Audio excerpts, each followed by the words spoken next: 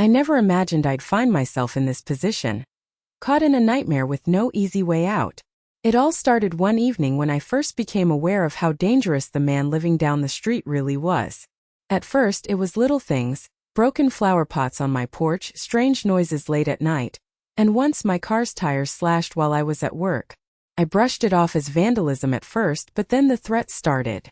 Not just anonymous notes or phone calls, but face-to-face encounters. I remember one chilling night when he showed up at my door, his eyes burning with something I can only describe as menace.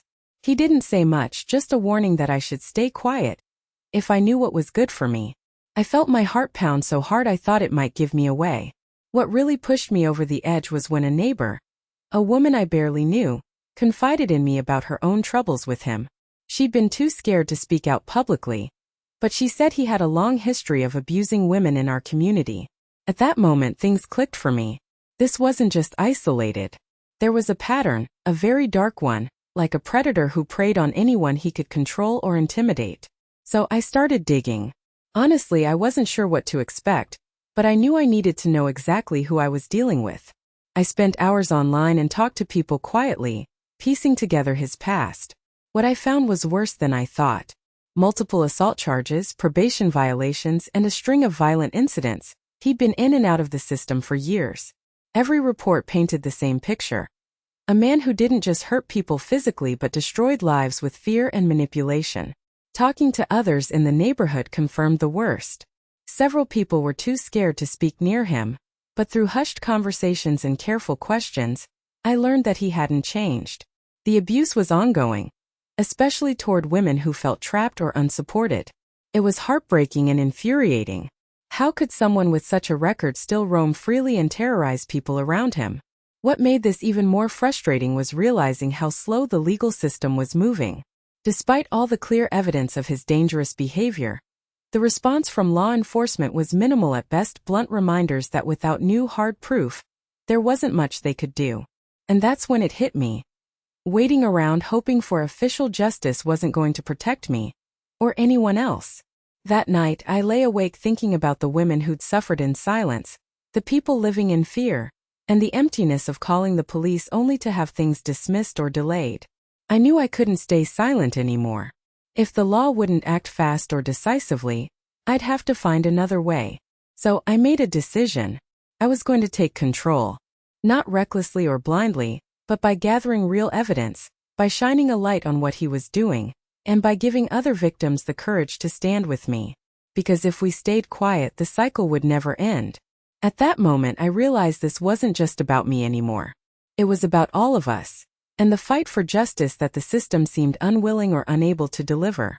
And that was just the beginning of what I had to do. I remember the first time I met Lisa. We connected through an online support group for survivors, and when she reached out, it felt like more than just coincidence. Like fate was nudging me towards something bigger. Lisa's story was still fresh, raw, and chillingly similar to mine. She was a single mother, quiet but fierce, and the man who'd wreaked havoc on her life was the same dangerous person who'd threatened me. Hearing her talk about the abuse she was currently facing hit me hard. It wasn't just about what I'd been through anymore. It was ongoing. That realization made everything feel urgent. Over coffee in a small crowded cafe, Lisa broke down details about her situation. It wasn't just the physical harm. It was the constant fear, the stalking, the threats that lingered in the background like a dark cloud she couldn't shake off. But what really stuck with me was her courage. She had been quietly documenting everything. Texts, voicemails, photos of injuries, and was willing to share it all with me. There's something powerful about having a witness, someone who sees what you're going through. I remember thinking for the first time maybe I wasn't alone in this fight. We started piecing things together, details about his patterns, his habits, what made him tick. It didn't take long for us to realize he wasn't just this lone predator acting without consequences. There were pieces of the puzzle that didn't add up. For instance, his family. He had this whole network quietly supporting him financially and otherwise despite the danger he posed. Lisa had heard rumors that his mother was paying his rent, helping him stay afloat, even after his repeated offenses. At first I couldn't believe it.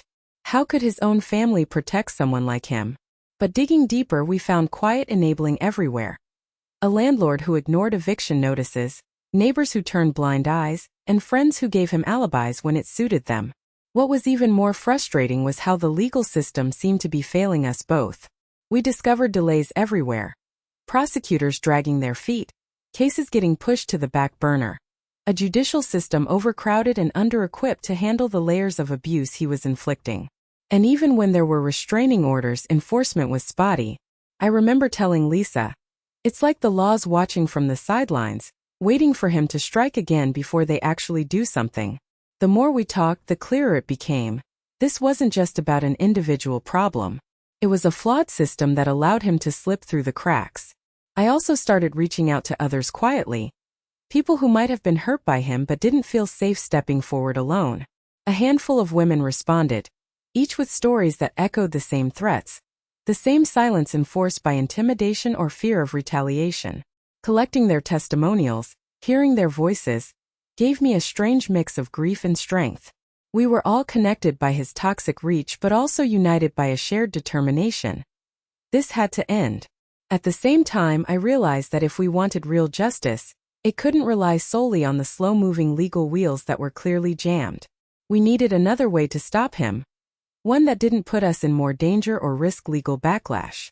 That meant being smart, strategic, and relentless. We started brainstorming how to gather concrete evidence that couldn't be dismissed, how to expose his lies to the community, and how to do it all without crossing lines that could backfire on us. That's when the idea really took shape in my mind: silent justice. Taking control silently, cleverly, and together.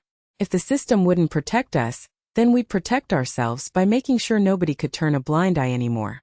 And it wasn't just about him. It was about empowering all the victims who felt voiceless and trapped in his shadow. I remember looking at Lisa one evening and saying, "We're going to stop him. But more than that, we're going to make sure no one else has to be afraid." Little did I know, the steps we were about to take would put us directly in his crosshairs, and that the plan to expose him and protect others wouldn't be quiet for long. Once I realized the legal system was moving at a snail's pace, and honestly probably wouldn't fully protect me on its own, I knew I had to find another way.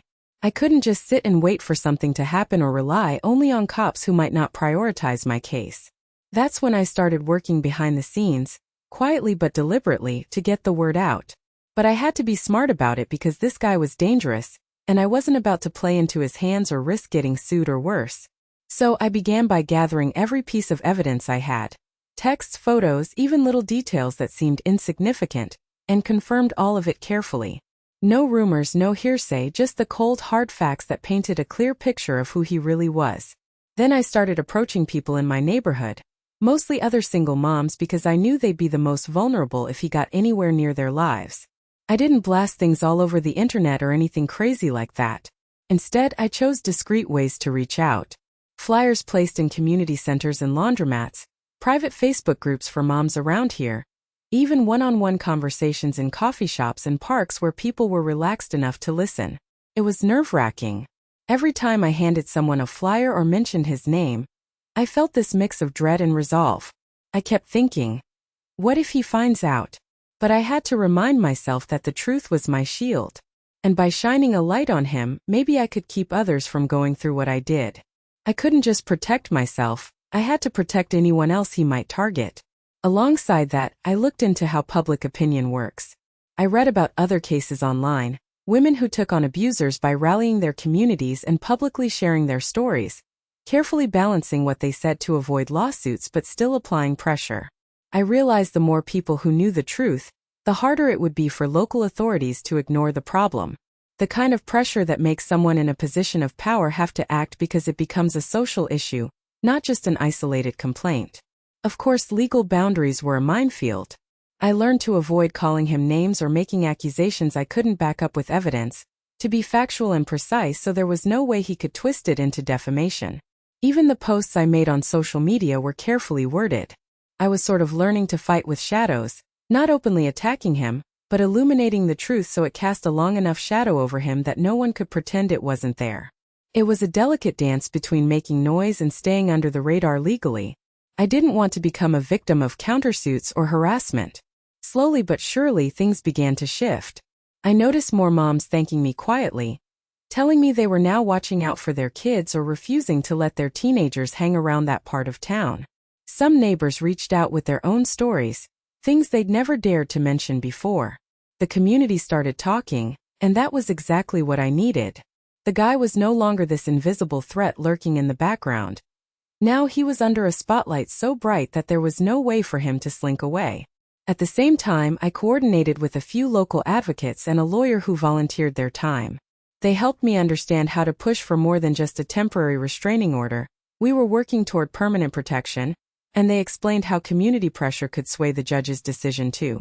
It all felt like a long game, but there was a momentum building under the surface. Slow at first, but unstoppable once it got going. And just when I thought things couldn't get more intense, the date for the hearing on the permanent protective order was set. Suddenly, all the quiet work I'd been doing started to explode into the open. My small campaign was gaining traction, drawing attention from neighbors, the media, even local officials who were finally paying attention. The guy was starting to feel the walls closing in, not just legally but socially too. For the first time, I saw how the combination of community voices and solid legal strategy could force him to face real consequences. At that moment, I realized this fight wasn't just for me anymore. It was bigger, about standing up so others wouldn't have to suffer in silence like I did. But with the hearing hours away, the tension was thick. Would this be the turning point? Or was there still more to come in this battle for justice? I still remember the day everything began to shift, the moment when the whole facade that he'd so carefully constructed started to crack right before my eyes. For so long he'd managed to play the victim, charming people with that same manipulative smile, twisting stories to his advantage whenever anyone raised a finger against him. But that day something different happened. The community finally woke up, and they weren't willing to stay silent anymore. It started small. A few neighbors I'd spoken to quietly began to open up, sharing their own experiences, stories I had no idea about until then. I overheard some chatting at the coffee shop downtown, their voices laced with a mix of relief and anger. It felt like something inside the neighborhood had shifted. People were no longer brushing these things off or looking the other way. They were ready to listen, to believe, and to stand up. Word traveled fast, and soon, support for us victims wasn't just private whispers. It was loud and unstoppable. At the local community center, meetings were organized, not just for us to share what happened but to speak out collectively. I remember the room packed tight, everyone from different walks of life, some with tears in their eyes, others clenched fists filled with determination. The fear and shame that had wrapped around me like a heavy blanket started to lift, replaced by a strange sense of strength born from unity. With this newfound support, pressure started mounting on the local officials. Those who had, up until that point, seemed reluctant to act decisively against him. Phone calls, emails, even protests. The message was clear. We demanded justice, we demanded safety. And this time there was no ignoring it. The day of the court hearing came with more people in the gallery than I'd ever seen. Faces lit by a flicker of hope, cameras present from local news outlets, and that unmistakable buzz of anticipation in the air. I was nervous, of course, but also quietly proud. Proud that what we'd endured was finally being seen and heard on a broader scale. When the hearing began, the atmosphere was tense. The judge listened closely as our stories were laid out one by one, hard evidence laid before the court that couldn't be twisted or denied. And then came the most striking moment, when his once confident posture slipped, his usual smug expressions faltered. The community's unwavering presence in that courtroom made it impossible for him to keep up the act. Instead of allies, his support network started to shrink visibly. Those who had once turned a blind eye or whispered in his favor now kept their distance. It was almost surreal, watching that man who had caused so much pain face the reality that he was truly alone. He wasn't the untouchable figure he'd convinced everyone he was. The isolation was so complete, it was as if the community's collective strength was a physical force pushing him back. The judge acknowledged the weight of our testimonies and the mounting evidence, signaling a real chance for a permanent restraining order and even potential criminal charges. For the first time, it felt like we weren't just fighting shadows. Justice was within reach. And in that moment, standing with the other victims beside me, I realized something crucial. This wasn't just about me anymore. It was about all of us reclaiming what was stolen, our safety, our voices, and our power. The antagonist was weakened, yes, but what truly mattered was what came next. Because with his hold slipping, we were ready to step forward and take back control of our lives, making sure this chapter would never repeat for anyone else. The real work was just beginning. When that permanent protective order finally came through, it felt like this heavy weight I'd been carrying was finally lifting off my shoulders. I remember sitting in that courtroom, heart pounding, but for once it wasn't out of fear, it was relief. The judge's words felt almost unreal. The order is granted indefinitely. I felt like I'd won more than just a legal battle. I'd won a sliver of peace. But honestly, that piece of paper was just the start. The real fight was about making sure he couldn't keep hurting anyone else. After that, things started to shift in ways I hadn't even imagined. The legal team I had connected with began pushing harder, using the evidence I'd gathered. Videos, messages, witness statements, and suddenly it wasn't just my word against his. Seeing those pieces come together to build a strong case was empowering in itself. It was like watching the puzzle finally fit, and it gave me this unexpected burst of hope, realizing that the system could work if you were willing to keep fighting for it. The police opened new investigations, and I heard that other victims were coming forward, bolstered by the fact that I'd taken a stand. That's when it hit me. I wasn't just healing for myself. I was helping build a path for others. What really blew me away was how our community responded. What started as small conversations over neighborhood coffee meetups turned into workshops and support groups focused on protecting single mothers and anyone else who might be vulnerable. Local organizations stepped up, offering resources, safety planning sessions, and even self-defense classes. There was this incredible sense of solidarity forming, a collective shield against the kind of violence I'd experienced. I started volunteering with some of these groups, sharing my story in hopes it would give others the courage to speak up. It wasn't about me anymore. It was about all of us reclaiming safety and strength together. Looking back on everything, the journey from that place of constant fear to where I am now still feels almost surreal.